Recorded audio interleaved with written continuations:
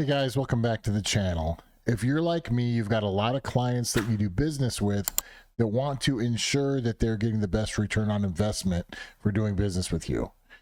Now, one of the things that I've noticed is they really want to find a way to be able to track how you're bringing in that business, especially if you're doing something like social media marketing. So for me, what I do is I built out a make.com scenario that leverages webhooks, and I create those webhook URLs with Bitly so that I can format them properly for social media, nice and small. And that way when they click on a link, it'll go through a make.com scenario. It'll add the information to a spreadsheet, and then it will redirect the user back to the website. It's a really short and easy scenario, but it shows what you're accomplishing when you're doing their social media marketing. So you can send them a report at the end of every month showing exactly how many clicks they're getting that are getting clicked through to their website.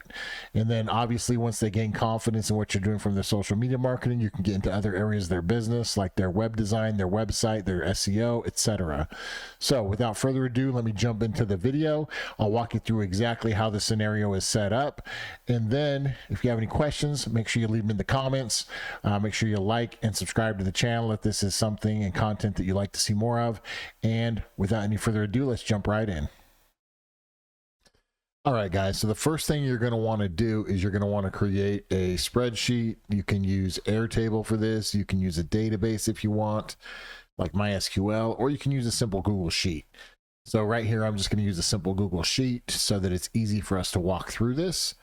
I've created 4 different columns in my sheet, one for date, time, the URL, and then the source. And then what we'll do is we will then go over to Bitly. We'll create a link. So the first thing we could do, I guess, is we could come in, create your webhook so that you can get a webhook URL. Once you have your webhook URL, you're going to take that and you're going to paste it along with your source at the end of your URL.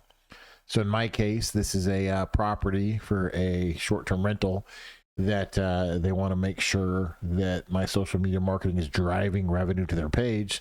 So to do that, you just take your webhook URL, you put your little question mark at the end, and then you add any of the items you want. So for me, I've got the source equals IG. So this is for my Instagram marketing. URL equals, and then the URL to their website. So the next thing we're going to want to do is we're going to want to go back into our make scenario. You're going to add your Google Sheet, have it add a row every time this webhook is ran.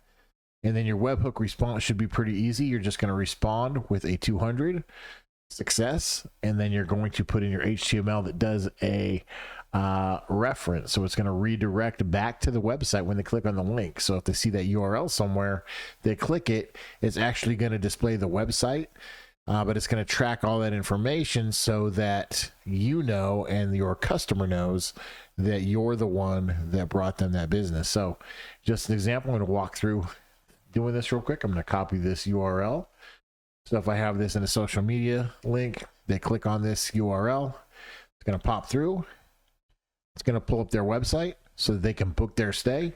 But not only is it going to do that, then you're going to come through, you're going to be like, okay, well, I've actually brought you that business. Came in on March 5th at 8:03 a.m. So very nice way to track this. Very simple, right? Very simple. All you've got is a webhook.